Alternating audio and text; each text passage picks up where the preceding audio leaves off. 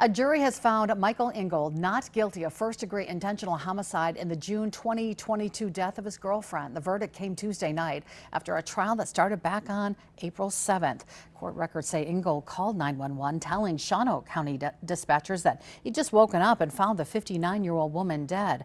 An autopsy showed she'd been strangled, but according to the criminal complaint, Ingold denied hitting or touching her when deputies questioned him about those findings.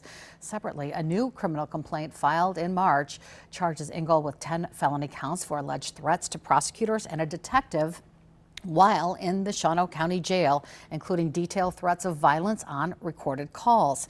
If convicted, he faces up to 60 years in prison. He's due back in court on those charges in May.